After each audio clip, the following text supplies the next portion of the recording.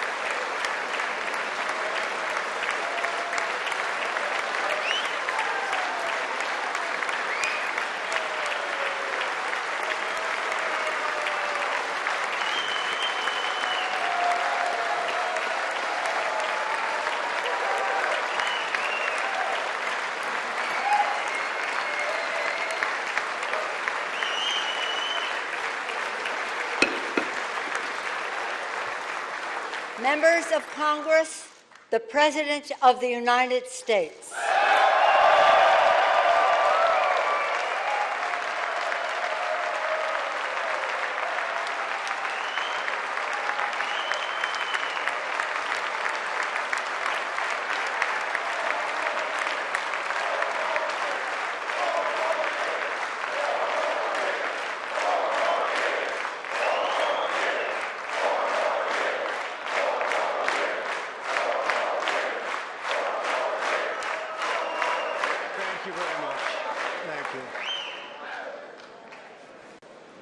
Thank you very much.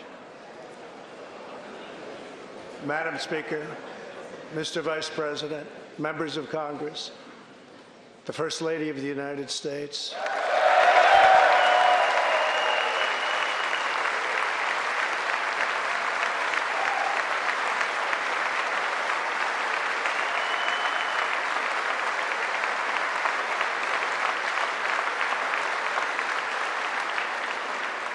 and my fellow citizens, 3 years ago, we launched the Great American Comeback.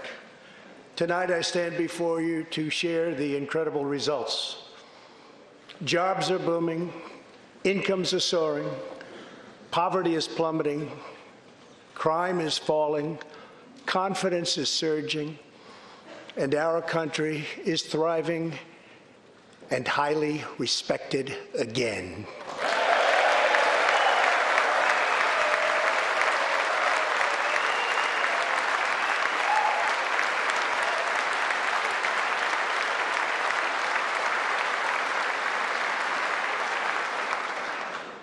America's enemies are on the run.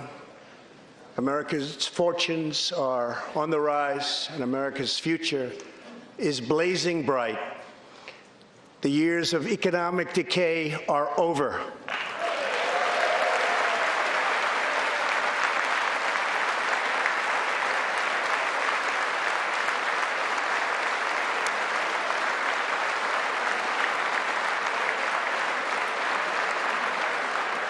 The days of our country being used, taken advantage of, and even scorned by other nations are long behind us.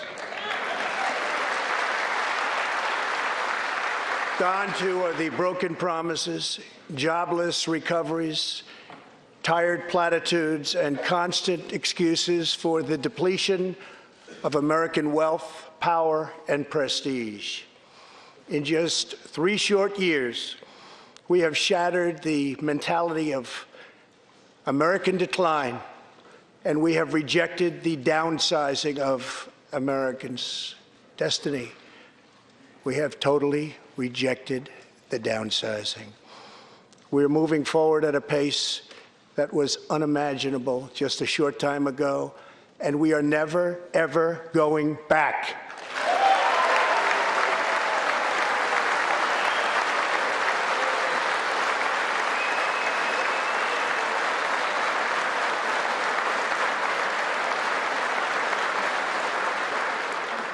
I am thrilled to report to you tonight that our economy is the best it has ever been. Our military is completely rebuilt, with its power being unmatched anywhere in the world, and it's not even close. Our borders are secure. Our families are flourishing.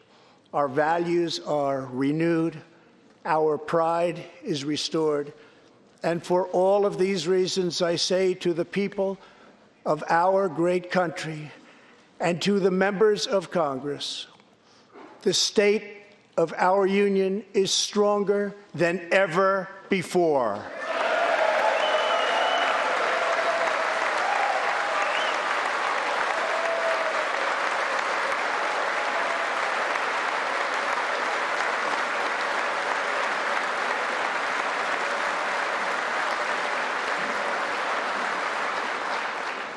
The vision I will lay out this evening demonstrates how we are building the world's most prosperous and inclusive society, one where every citizen can join in America's unparalleled success, and where every community can take part in America's extraordinary rise. From the instant I took office, I moved rapidly to revive the U.S. economy, slashing a record number of job-killing regulations, enacting historic and record-setting tax cuts, and fighting for fair and reciprocal trade agreements.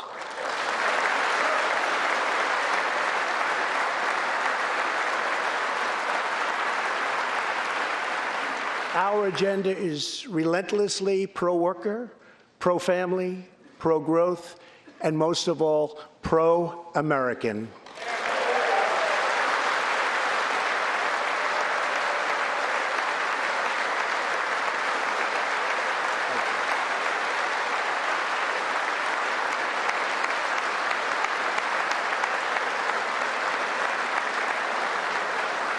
Thank you. We are advancing with unbridled optimism and lifting our citizens of every race, color, religion, and creed very, very high. Since my election, we have created 7 million new jobs, 5 million more than government experts projected during the previous administration.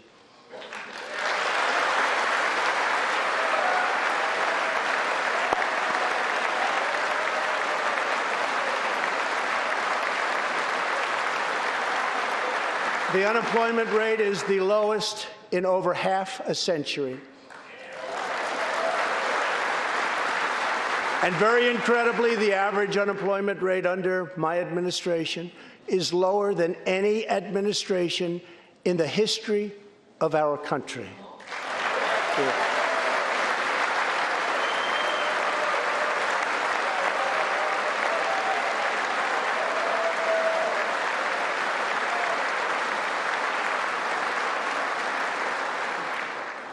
If we hadn't reversed the failed economic policies of the previous administration, the world would not now be witnessing this great economic success.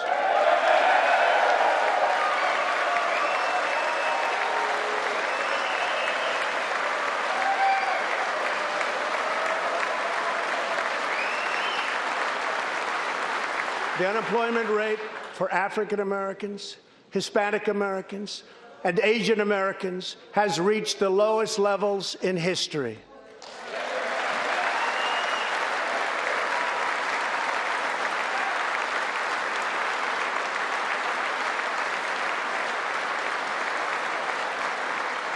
African American youth unemployment has reached an all-time low.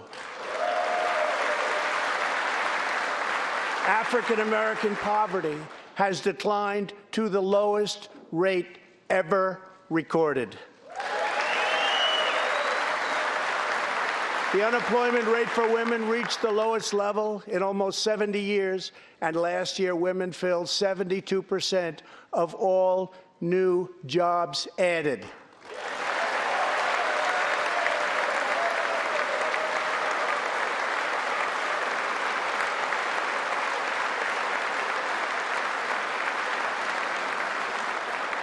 The veterans' unemployment rate dropped to a record low.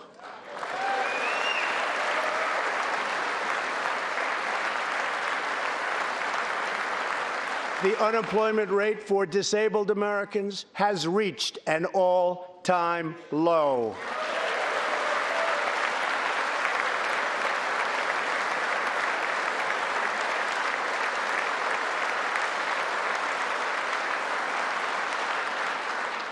Workers without a high school diploma have achieved the lowest unemployment rate recorded in U.S. history.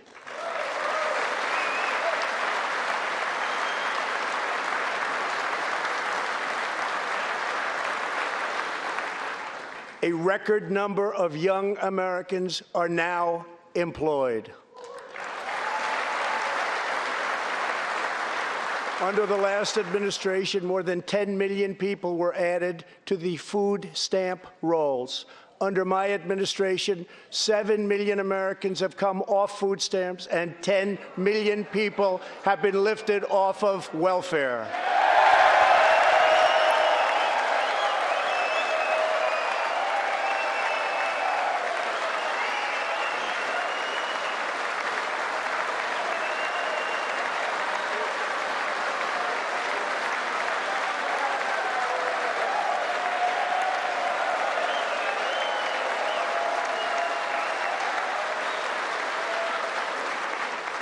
In 8 years under the last administration, over 300,000 working-age people dropped out of the workforce. In just 3 years of my administration, 3.5 million people, working-age people, have joined the workforce.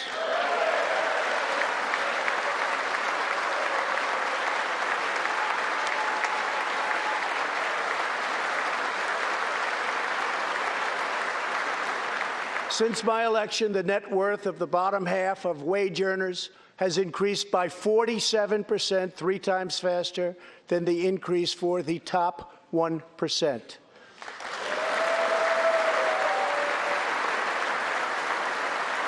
After decades of flat and falling incomes, wages are rising fast, and wonderfully, they are rising fastest for low-income workers who have seen a 16% pay increase since my election.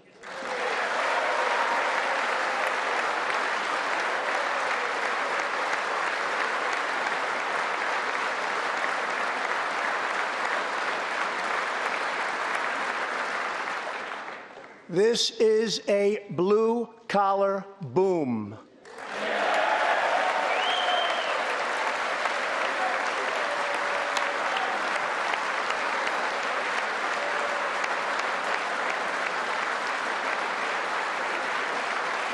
Real median household income is now at the highest level ever recorded. Since my election, U.S. stock markets have soared 70%, adding more than $12 trillion to our nation's wealth, transcending anything anyone believed was possible. This is a record. It is something that every country in the world is looking up to. They admire.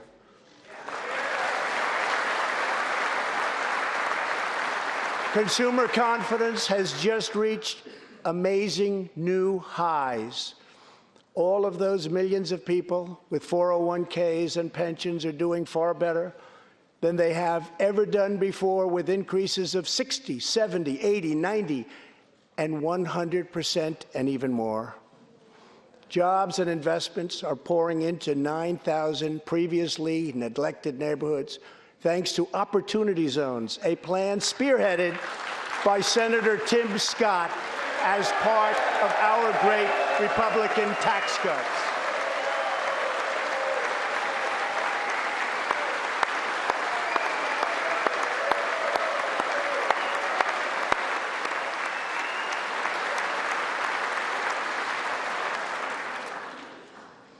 In other words, wealthy people and companies are pouring money into poor neighborhoods or areas that haven't seen investment in many decades, creating jobs, energy, and excitement.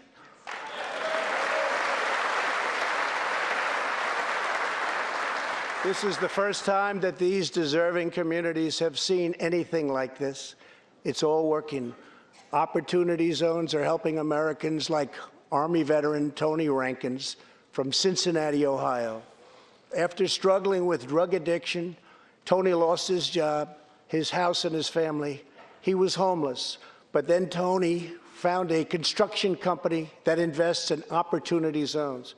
He is now a top tradesman, drug-free, reunited with his family, and he is here tonight. Tony, keep up the great work, Tony.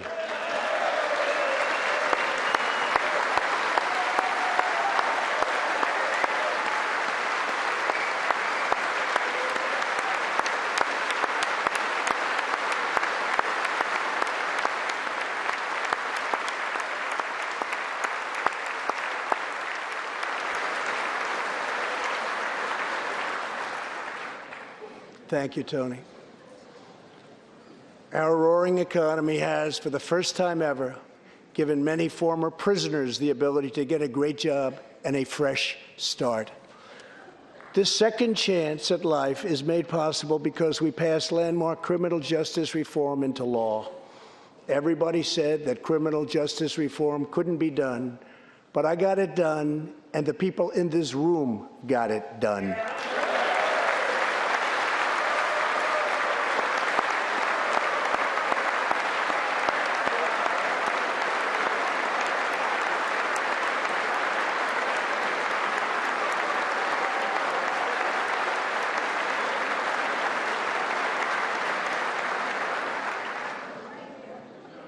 Thanks to our bold regulatory reduction campaign, the United States has become the #1 producer of oil and natural gas anywhere in the world, by far.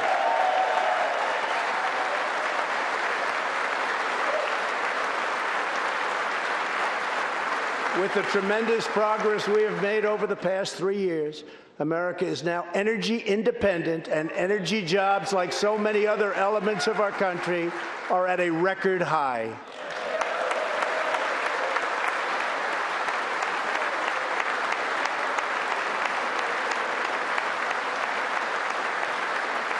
We are doing numbers that no one would have thought possible just 3 years ago. Likewise, we are restoring our nation's manufacturing might, even though predictions were, as you all know, that this could never, ever be done. After losing 60,000 factories under the previous 2 administrations, America has now gained 12,000 new factories under my administration, with thousands upon thousands of plants and factories being planned or being built.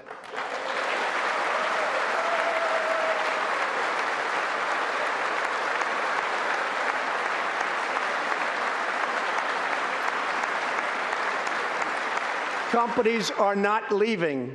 They are coming back to the USA. The fact is that everybody wants to be where the action is, and the United States of America is indeed the place where the action is.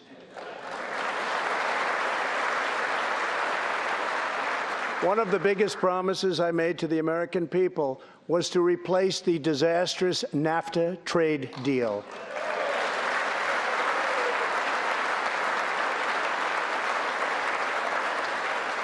In fact, unfair trade is perhaps the single biggest reason that I decided to run for president. Following NAFTA's adoption, our nation lost 1 in 4 manufacturing jobs. Many politicians came and went, pledging to change or replace NAFTA, only to do so, and then absolutely nothing happened. But unlike so many who came before me, I keep my promises. We did our job.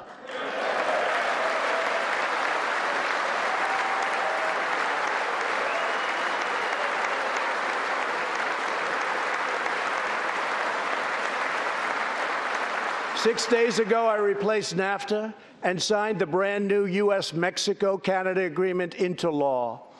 The USMCA will create nearly 100,000 new high-paying American auto jobs and massively boost exports for our farmers, ranchers, and factory workers.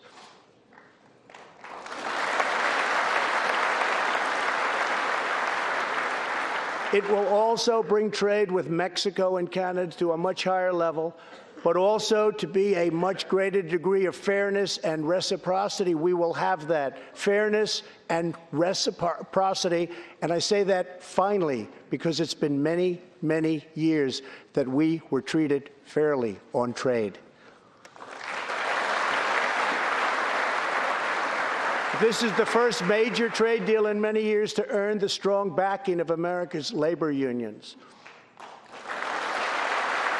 I also promised our citizens that I would impose tariffs to confront China's massive theft of America's jobs. Our strategy has worked.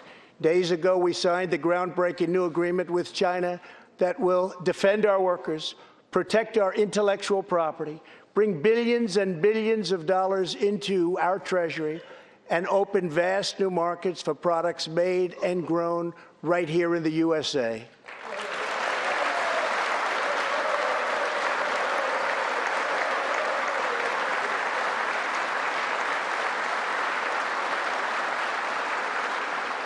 For decades, China has taken advantage of the United States. Now we have changed that.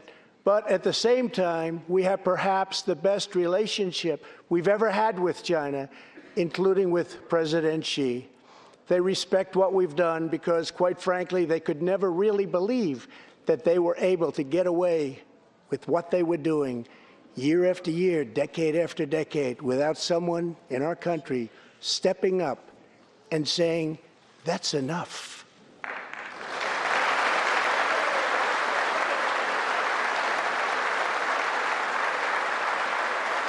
Now we want to rebuild our country, and that's exactly what we're doing. We are rebuilding our country. As we restore American leadership throughout the world, we are once again standing up for freedom in our hemisphere. That's why my administration reversed the failing policies of the previous administration on Cuba.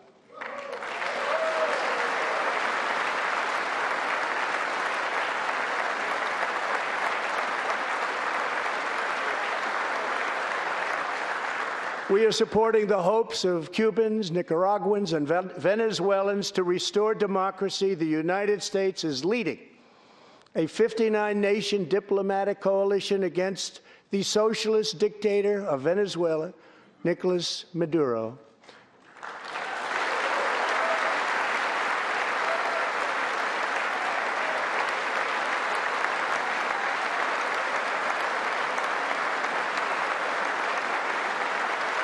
Maduro is an illegitimate ruler, a tyrant who brutalizes his people, but Maduro's grip on tyranny will be smashed and broken. Here this evening, is a very brave man who carries with him the hopes, dreams, and aspirations of all Venezuelans. Joining us in the gallery is the true and legitimate president of Venezuela, Juan Guaido. Mr. President, please take this message back to your family.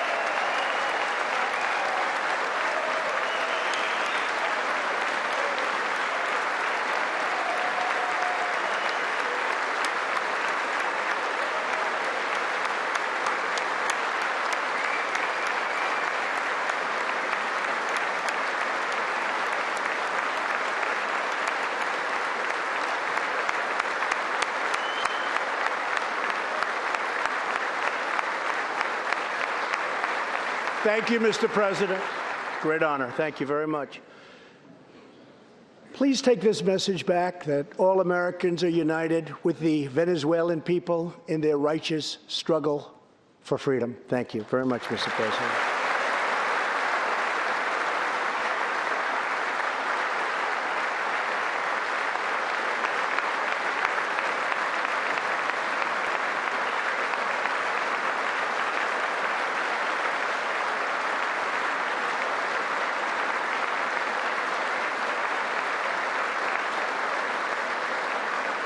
Thank you very much.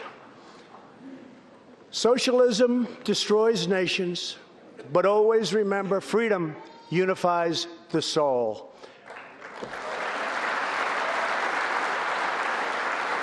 To safeguard American liberty, we have invested a record-breaking $2.2 trillion in the United States military.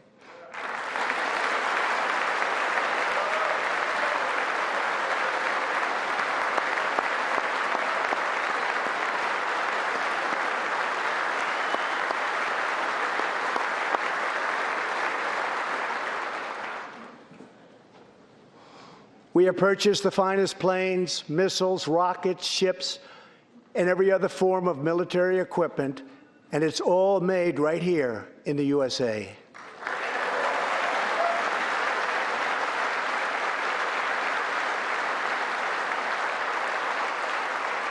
We are also getting our allies, finally, to help pay their fair share.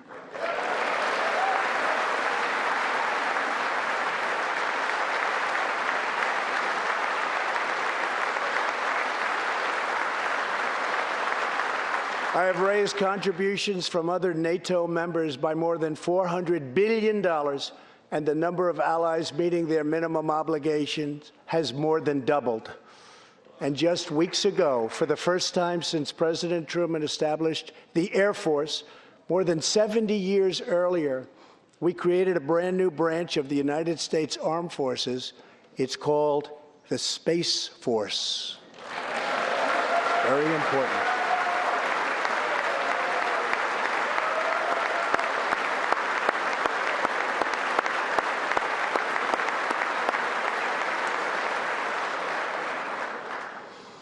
In the gallery tonight, we have a young gentleman, and what he wants so badly, 13 years old, Ian Lawnfay. He's an 8th grader from Arizona. Ian, please stand up. Ian has always dreamed of going to space. He was the first in his class and among the youngest at an aviation academy. He aspires to go to the Air Force Academy, and then he has his eye on the Space Force. As Ian says, most people look up at space. I want to look down on the world.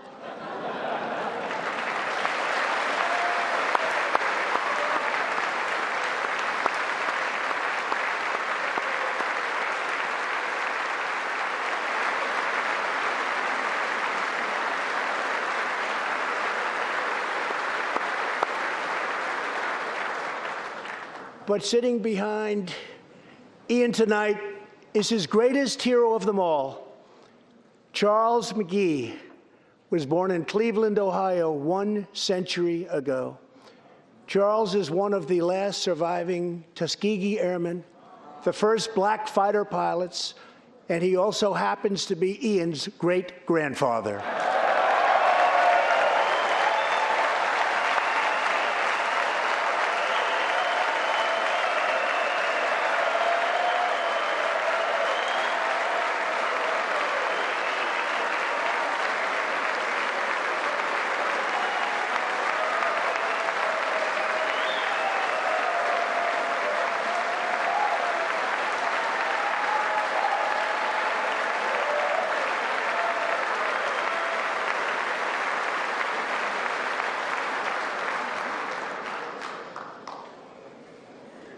incredible story.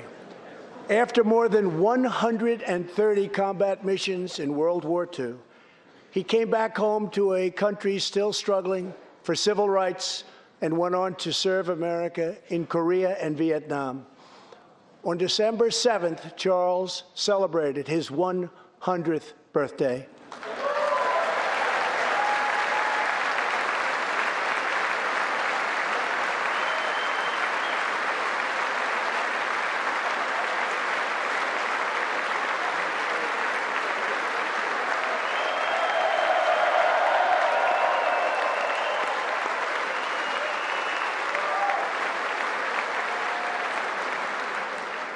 A few weeks ago, I signed a bill promoting Charles McGee to Brigadier General, and earlier today, I pinned the stars on his shoulders in the Oval Office.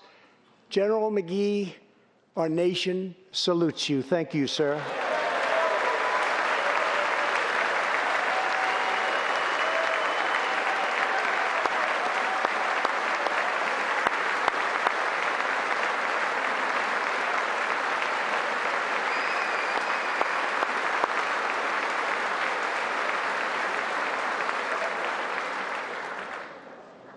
From the Pilgrims to the founders, from the soldiers at Valley Forge to the marchers at Selma, and from President Lincoln to the Reverend Martin Luther King, Americans have always rejected limits on our children's future. Members of Congress, we must never forget that the only victories that matter in Washington are victories that deliver for the American people.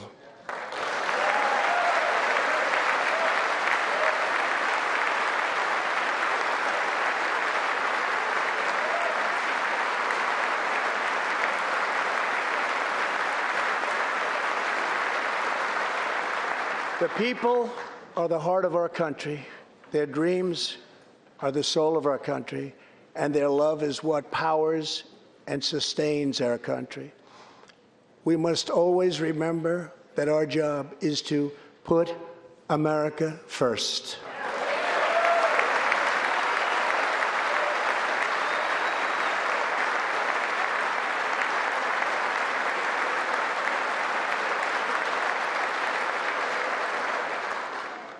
The next step forward in building an inclusive society is making sure that every young American gets a great education and the opportunity to achieve the American dream. Yet for too long, countless American children have been trapped in failing government schools. To rescue these students, 18 states have created school choice in the form of opportunity scholarships. The programs are so popular that tens of thousands of students remain on a waiting list. One of those students is Janiyah Davis, a fourth grader from Philadelphia. Janiyah.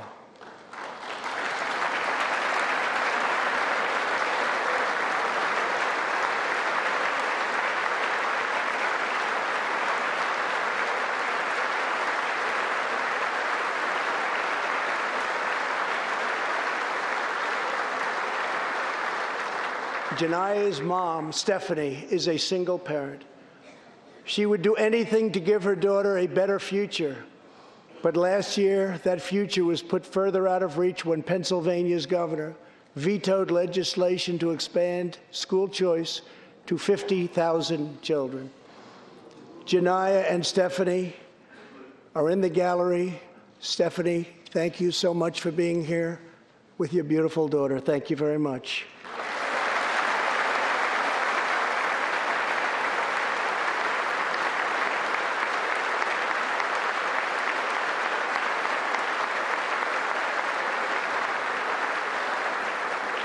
But Janiyah, I have some good news for you, because I am pleased to inform you that your long wait is over.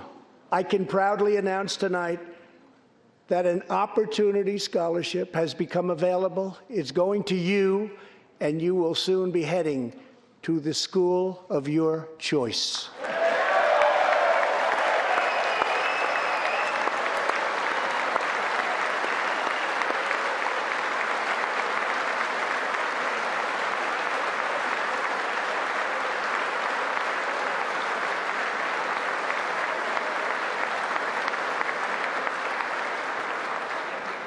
Now I call on Congress to give 1 million American children the same opportunity Janiyah has just received.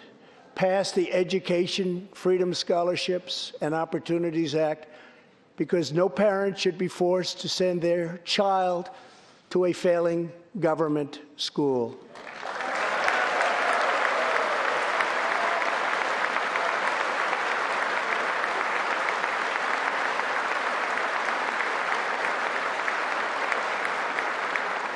Every young person should have a safe and secure environment in which to learn and to grow. For this reason, our magnificent First Lady has launched the Be Best initiative to advance a safe, healthy, supportive, and drug-free life for the next generation, online, in school, and in our communities. Thank you, Melania, for your extraordinary love and profound care for America's children. Thank you very much.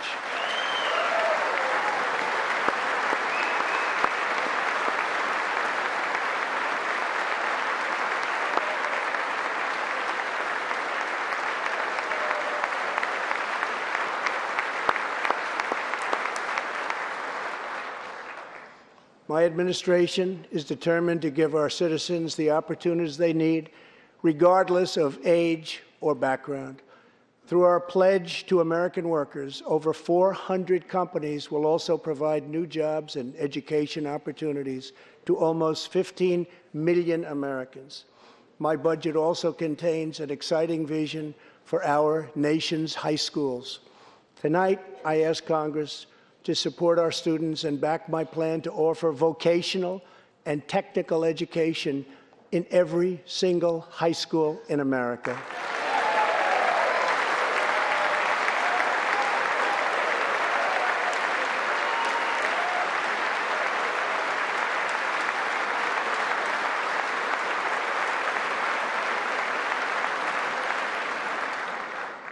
To expand equal opportunity, I am also proud that we achieved record and permanent funding for our nation's historically black colleges and universities.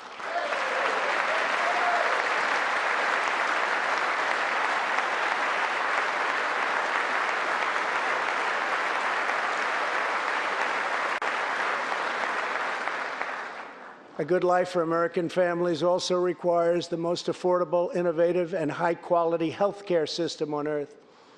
Before I took office, health insurance premiums had more than doubled in just 5 years. I moved quickly to provide affordable alternatives. Our new plans are up to 60% less expensive and better.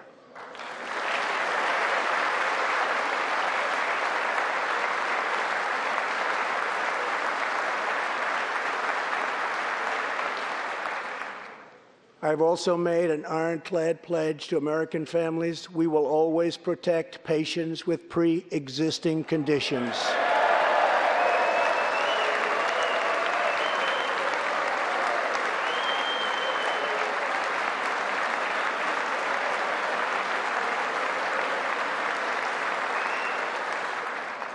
And we will always protect your Medicare, and we will always protect your Social Security, always.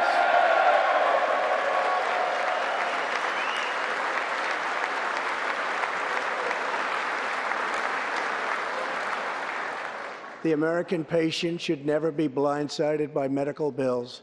That is why I signed an executive order requiring price transparency.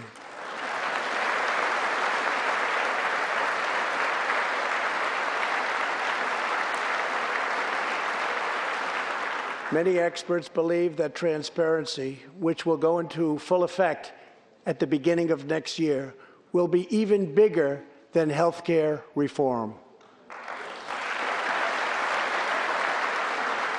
It will save families massive amounts of money for substantially better care. But as we work to improve Americans' health care, there are those who want to take away your health care, take away your doctor, and abolish private insurance entirely. 132 lawmakers in this room have endorsed legislation to impose a socialist takeover of our health care system, wiping out the private health insurance plans of 180 million very happy Americans. To those watching at home tonight, I want you to know we will never let socialism destroy American health care.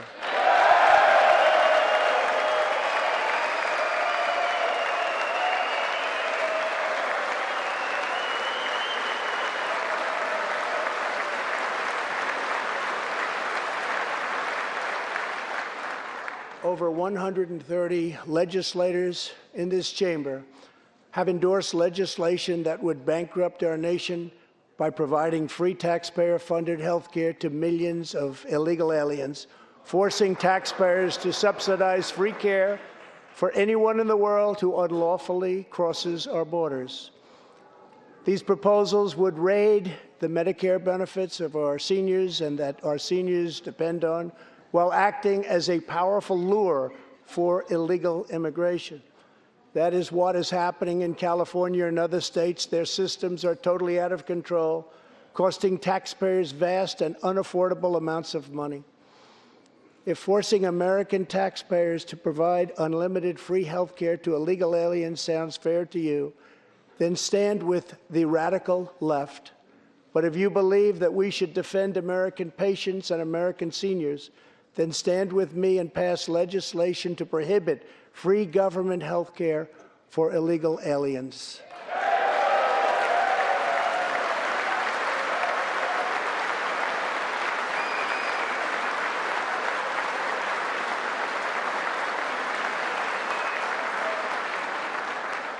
This will be a tremendous boon to our already very strongly guarded southern border, where, as we speak, a long, tall, and very powerful wall is being built.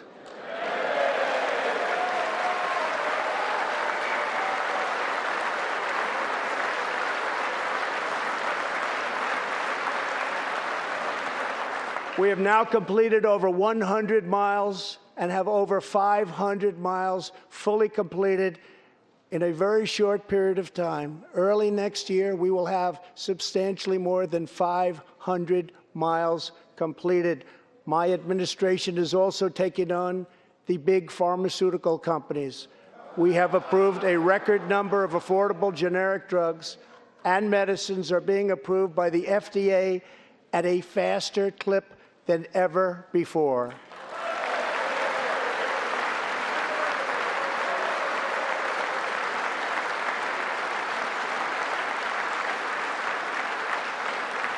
And I was pleased to announce last year that for the first time in 51 years, the cost of prescription drugs actually went down.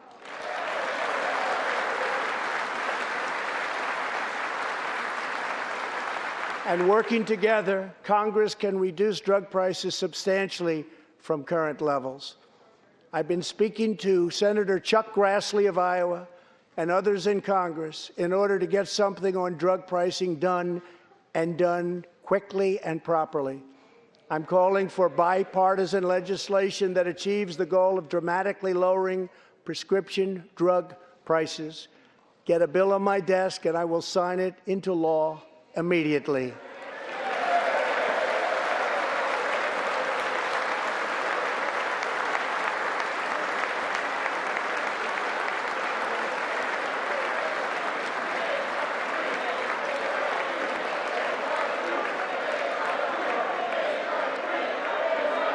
With unyielding commitment, we are curbing the opioid epidemic. Drug overdose deaths declined for the first time in nearly 30 years. Among the states hardest hit, Ohio is down 22%, Pennsylvania is down 18%, Wisconsin is down 10%, and we will not quit until we have beaten the opioid epidemic once and for all.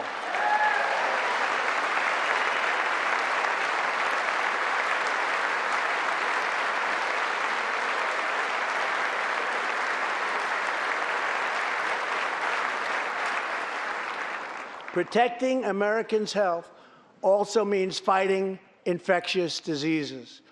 We are coordinating with the Chinese government and working closely together on the coronavirus outbreak in China. My administration will take all necessary steps to safeguard our citizens from this threat. We have launched ambitious new initiatives to substantially improve care for Americans with kidney disease, Alzheimer's, and those struggling with mental health. And because Congress was so good as to fund my request, new cures for childhood cancer, and we will eradicate the AIDS epidemic in America by the end of this decade.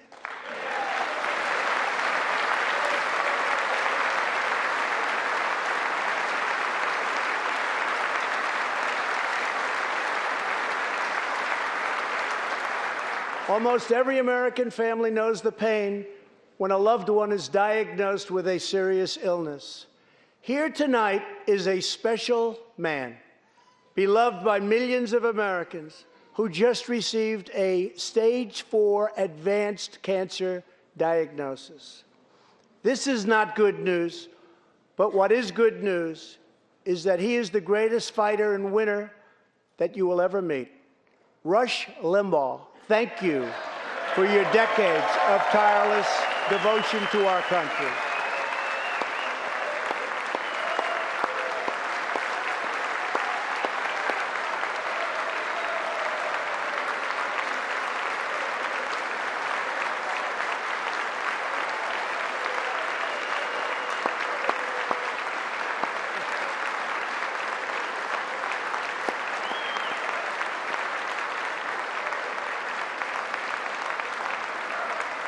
And Rush, in recognition of all that you have done for our nation, the millions of people a day that you speak to and that you inspire, and all of the incredible work that you have done for charity, I am proud to announce tonight that you will be receiving our country's highest civilian honor, the Presidential Medal of Freedom.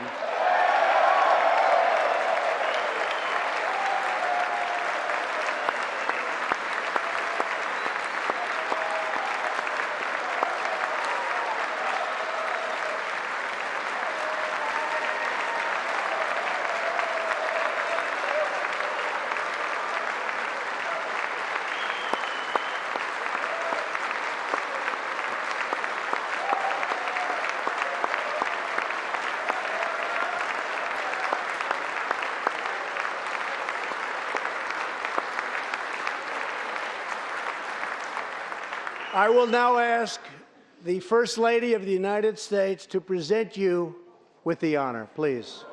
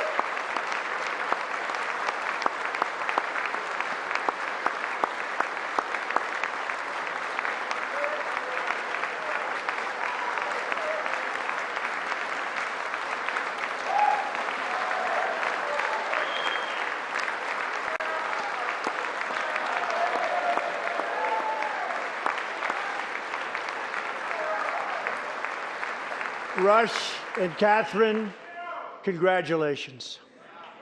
Thank you, Catherine. As we pray for all who are sick, we know that America is constantly achieving new medical breakthroughs.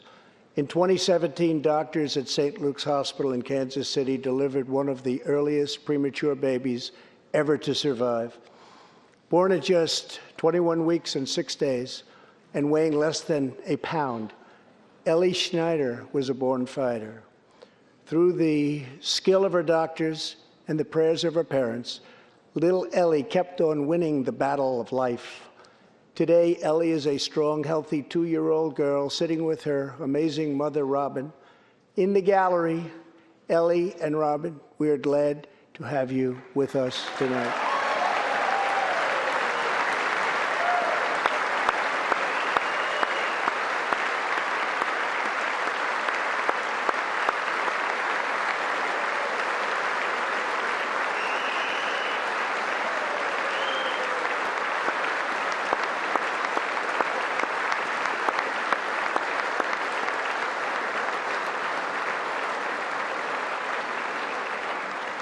Ellie reminds us that every child is a miracle of life. And thanks to modern medical wonders, 50% of very premature babies delivered at the hospital where Ellie was born now survive. It's an incredible thing. Thank you very much. Our goal should be to ensure that every baby has the best chance to thrive and grow just like Ellie. That is why I'm asking Congress to provide an additional $50 million to fund neonatal research for America's youngest patients.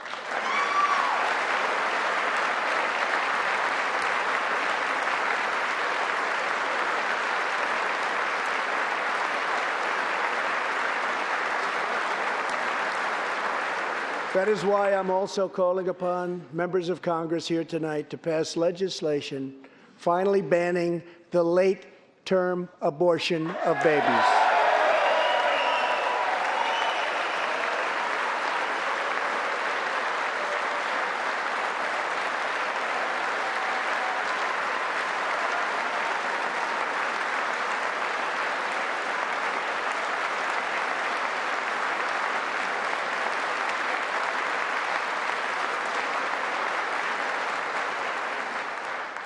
Whether we are Republican, Democrat, or Independent, surely we must all agree that every human life is a sacred gift from God. As we support America's moms and dads, I was recently proud to sign the law providing new parents in the federal workforce paid family leave, serving as a model for the rest of the country.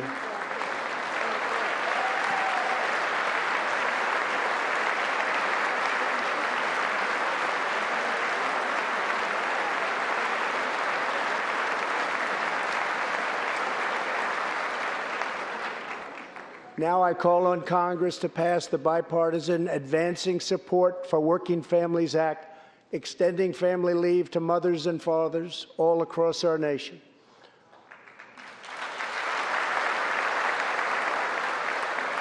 $40 million American families have an average $2,200 extra thanks to our child tax credit.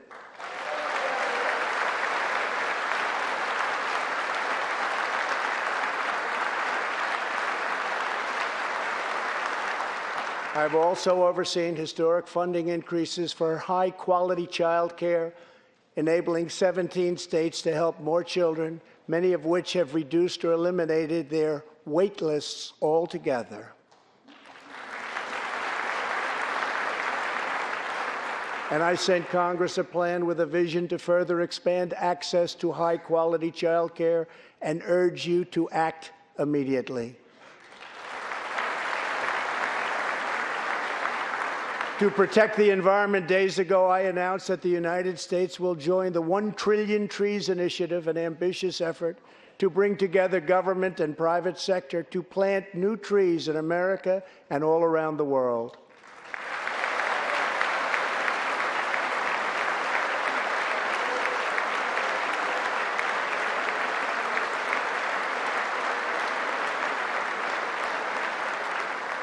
We must also rebuild America's infrastructure.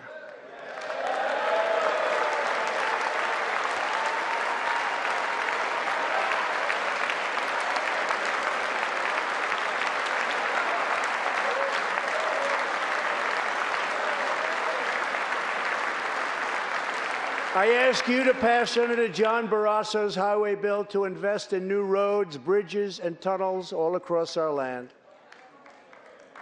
I'm also committed to ensuring that every citizen can have access to high-speed internet, including and especially in rural America.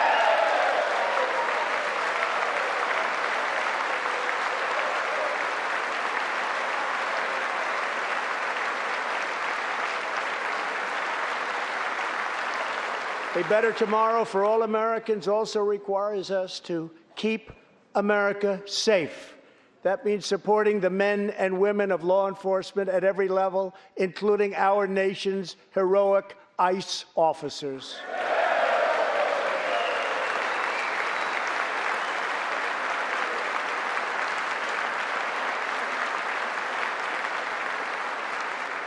Last year, our brave ICE officers arrested more than 120,000 criminal aliens charged with nearly 10,000 burglaries, 5,000 sexual assaults, 45,000 violent assaults, and 2,000 murders. Tragically, there are many cities in America where radical politicians have chosen to provide sanctuary for these criminal illegal aliens. In sanctuary cities, local officials order police to release dangerous criminal aliens to prey upon the public instead of handing them over to ICE to be safely removed. Just 29 days ago, a criminal alien freed by the sanctuary city of New York was charged with the brutal rape and murder of a 92-year-old woman. The killer had been previously arrested for assault, but under New York sanctuary policies, he was set free. If the city had honored ICE's detainer request, his victim would still be alive today. The state of California passed an outrageous law declaring their whole state to be a sanctuary for criminal illegal immigrants, a very terrible sanctuary with catastrophic results. Here is just one tragic example. In December 2018, California police detained an illegal alien with 5 prior arrests, including convictions for robbery and assault. But as required by California's sanctuary law, local authorities released him. Days later, the criminal alien went on a gruesome spree of deadly violence. He viciously shot one man going about his daily work. He approached a woman sitting in her car and shot her in the arm and in the chest. He walked into a convenience store and wildly fired his weapon. He hijacked a truck and smashed into vehicles, critically injuring innocent victims. One of the victims is a terrible, terrible situation. Died, 51-year-old American named Rocky Jones. Rocky was at a gas station when this vile criminal fired 8 bullets at him from close range, murdering him in cold blood. Rocky left behind a devoted family, including his brothers, who loved him more than anything else in the world. One of his grieving brothers is here with us tonight. Jody, would you please stand? Jody, thank you.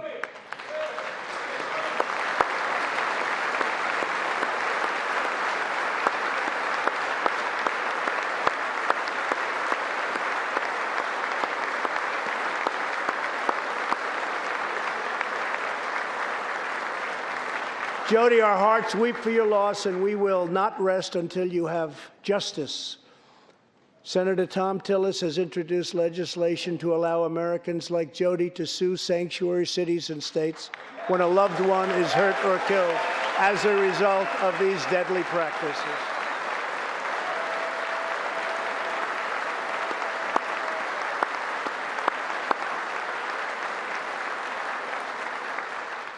I ask Congress to pass the Justice for Victims of Sanctuary Cities Act immediately.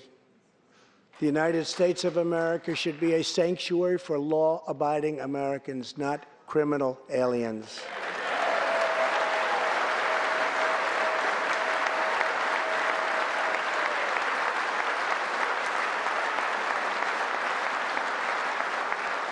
In the last 3 years, ICE has arrested over 5,000 wicked human traffickers, and I have signed 9 pieces of legislation to stamp out the menace of human trafficking domestically and all around the globe. My administration has undertaken an unprecedented effort to secure the southern border of the United States.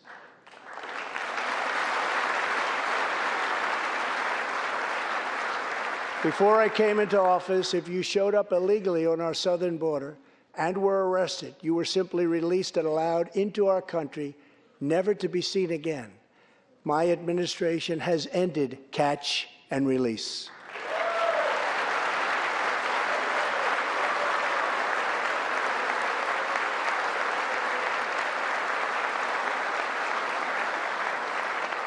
If you come illegally, you will now be promptly removed from our country.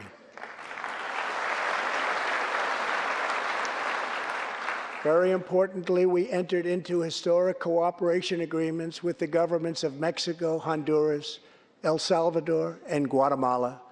As a result of our unprecedented efforts, illegal crossings are down 75% since May, dropping 8 straight months in a row.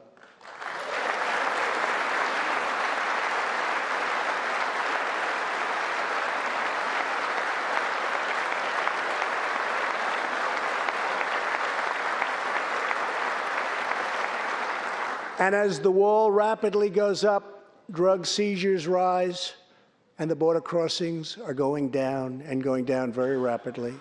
Last year, I traveled to the border in Texas and met Chief Patrol Agent Raul Ortiz. Over the last 24 months, Agent Ortiz and his team have seized more than 200,000 pounds of poisonous narcotics, arrested more than 3,000 human smugglers, and rescued more than 2,000 migrants. Days ago, Agent Ortiz was promoted to Deputy Chief of Border Patrol, and he joins us tonight. Chief Ortiz, please stand.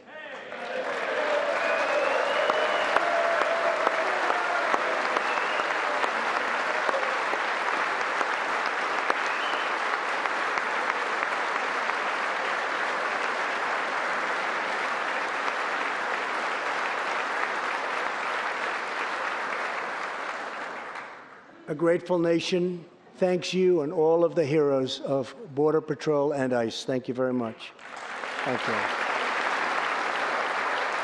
To build on these historic gains, we are working on legislation to replace our outdated and randomized immigration system with one based on merit, welcoming those who follow the rules, contribute to our economy, support themselves financially, and uphold our values.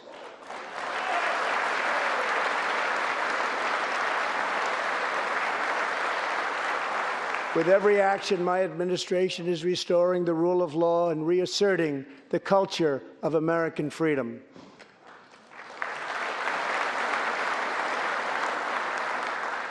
Working with Senate Majority Leader Mitch McConnell, thank you, Mitch,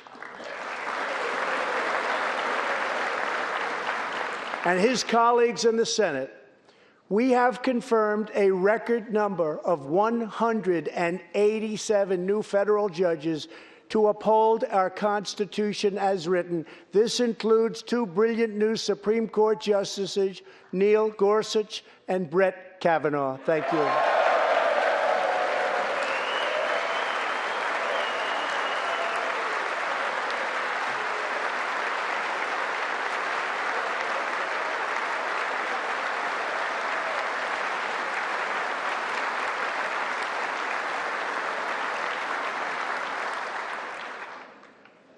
And we have many in the pipeline.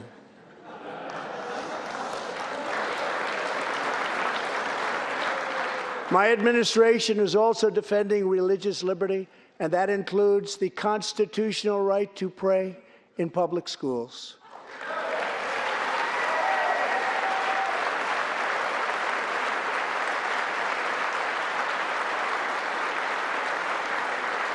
In America, we don't punish prayer.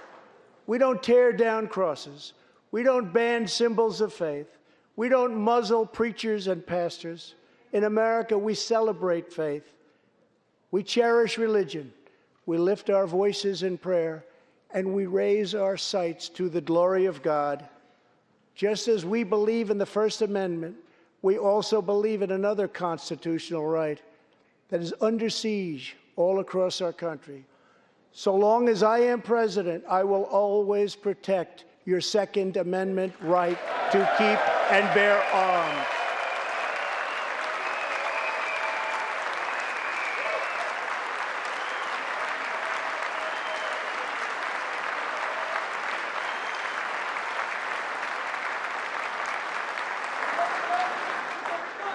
In reaffirming our heritage as a free nation, we must remember that America has always been a frontier nation.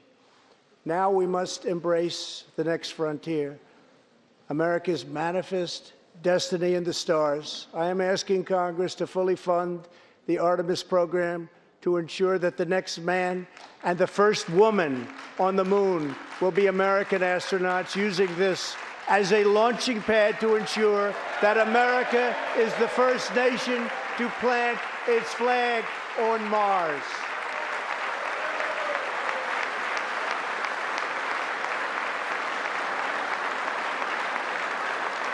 My administration is also strongly defending our national security and combating radical Islamic terrorism.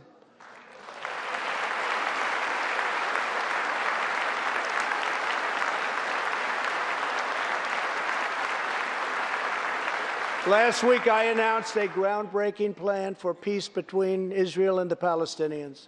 Recognizing that all past attempts have failed, we must be determined and creative in order to stabilize the region and give millions of young people the chance to realize a better future.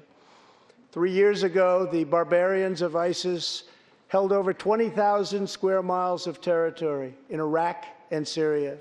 Today, the ISIS territorial caliphate has been 100% destroyed, and the founder and leader of ISIS, the bloodthirsty killer known as al-Baghdadi, is dead.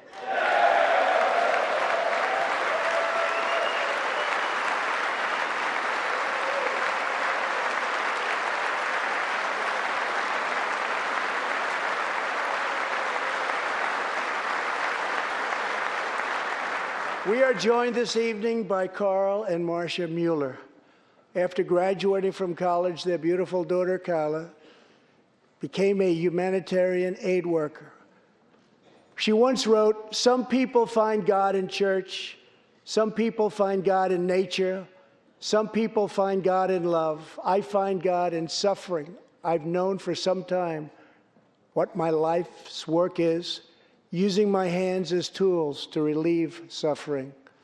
In 2013, while caring for suffering civilians in Syria, Kayla was kidnapped, tortured, and enslaved by ISIS and kept as a prisoner of al-Baghdadi himself.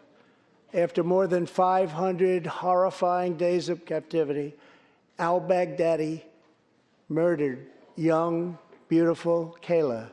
She was just 26 years old. On the night that U.S. Special Forces operations ended al-Baghdadi's miserable life, the chairman of the Joint Chiefs of Staff, General Mark Milley, received a call in the Situation Room. He was told that the brave men of the elite Special Forces team that so perfectly carried out the operation had given their mission a name, Task Force 814. It was a reference to a special day, August 14th, Kayla's birthday. Carl and Marcia, America's warriors, never forgot Kayla, and neither will we. Thank you.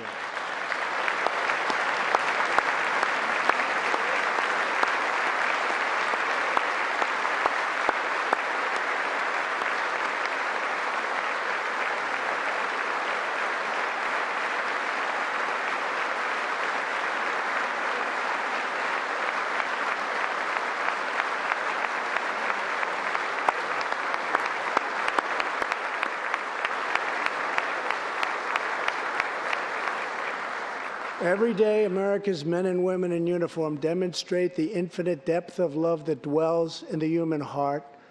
One of these American heroes was Army Staff Sergeant Christopher Hake. On his second deployment to Iraq in 2008, Sergeant Hake wrote a letter to his one-year-old son, Gage. "I will be with you again," he wrote to Gage. "I will teach you to ride your first bike, build your first sandbox, watch you play sports, and see you have kids also. I love you, son. Take care of your mother. I am always with you, Daddy." On Easter Sunday of 2008, Chris was out on patrol in Baghdad when his Bradley fighting vehicle was hit by a roadside bomb. That night, he made the ultimate sacrifice for our country. Sergeant Haig now rests in eternal glory in Arlington, and his wife, Kelly, is in the gallery tonight, joined by their son, who is now a 13-year-old and doing very, very well. To Kelly and Gage, Chris will live in our hearts forever. He is looking down on you now. Thank you.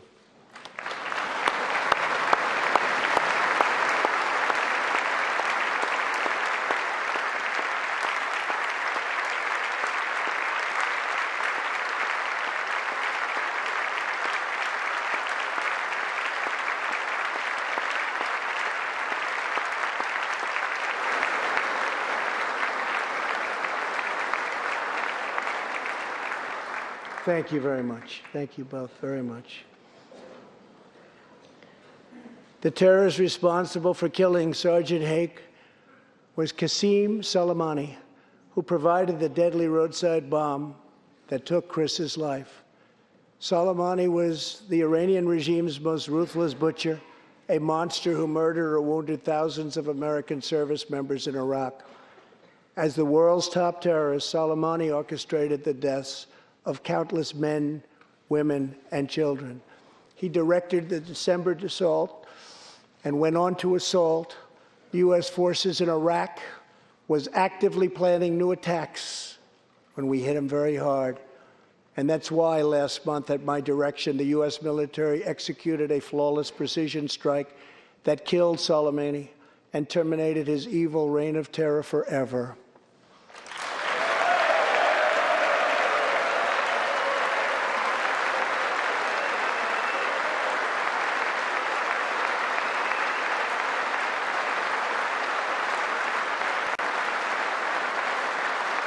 Our message to the terrorists is clear.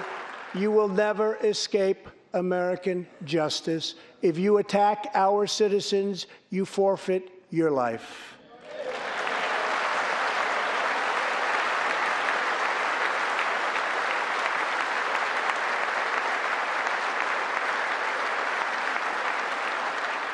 In recent months, we have seen proud Iranians raise their voices against their oppressive rulers. The Iranian regime must abandon its pursuit of nuclear weapons, stop spreading terror, death, and destruction, and start working for the good of its own people. Because of our powerful sanctions, the Iranian economy is doing very, very poorly. We can help them make a very good and short-time recovery. It can all go very quickly, but perhaps they are too proud or too foolish to ask for that help. We are here. Let's see which road they choose. It is totally up to them.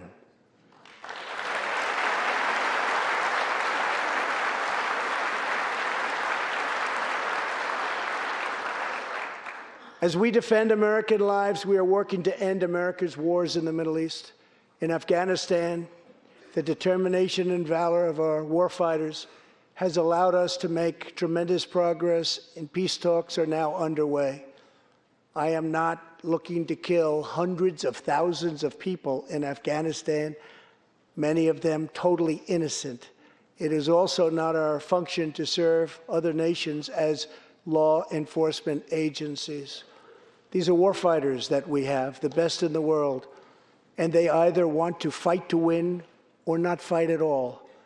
We are working to finally end America's longest war and bring our troops back home.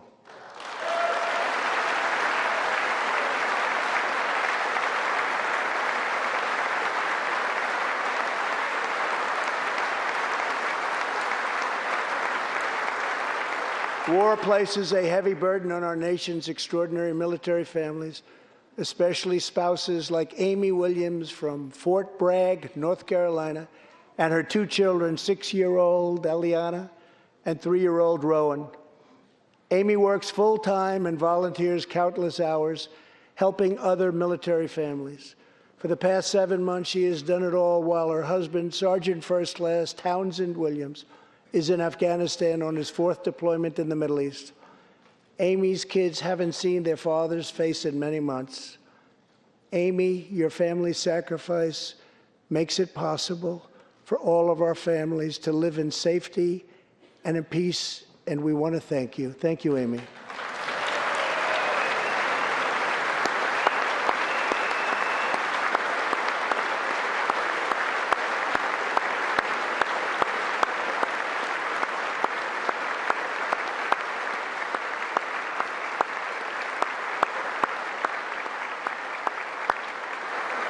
But Amy, there is one more thing. Tonight we have a very special surprise. I am thrilled to inform you that your husband is back from deployment. He is here with us tonight, and we couldn't keep him waiting any longer.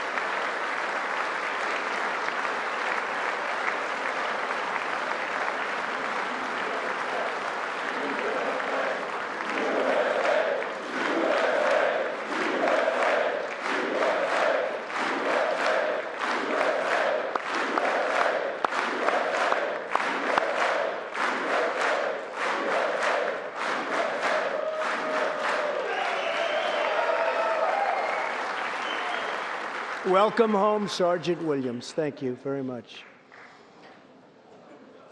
As the world bears witness tonight, America is a land of heroes. This is a place where greatness is born, where destinies are forged, and where legends come to life. This is the home of Thomas Edison and Teddy Roosevelt, of many great generals, including Washington, Pershing, Patton, and MacArthur. This is the home of Abraham Lincoln, Frederick Douglass, Amelia Earhart, Harriet Tubman, the Wright brothers, Neil Armstrong, and so many more. This is the country where children learn names like Wyatt Earp, Davy Crockett, and Annie Oakley. This is the place where the Pilgrims landed at Plymouth and where Texas patriots made their last stand at the Alamo.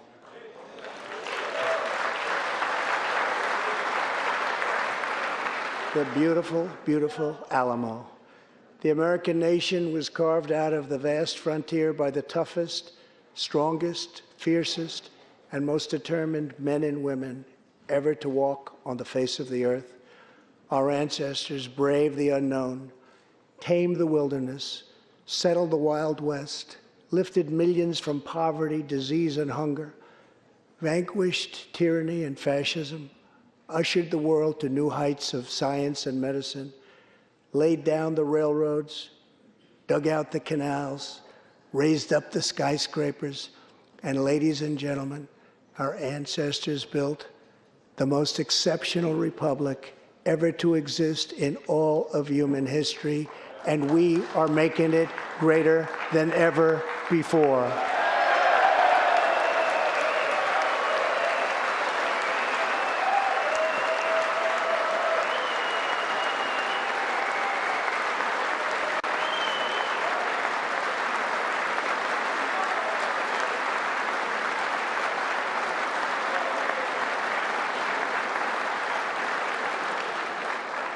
This is our glorious and magnificent inheritance. We are Americans. We are pioneers. We are the pathfinders. We settled the new world. We built the modern world. And we change history forever by embracing the eternal truth that everyone is made equal by the hand of Almighty God.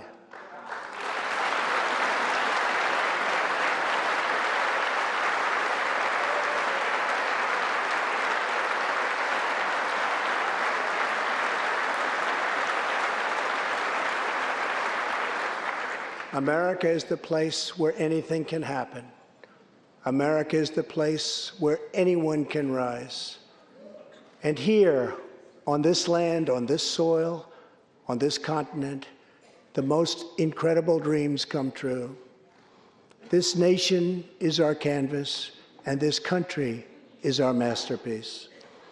We look at tomorrow and see unlimited frontiers just waiting to be explored. Our brightest discoveries are not yet known. Our most thrilling stories are not yet told. Our grandest journeys are not yet made. The American age, the American epic, the American adventure has only just begun. Our spirit is still young. The sun is still rising. God's grace is still shining. And my fellow Americans, the best is yet to come. Thank you, God bless you, and God bless America. Thank you very much.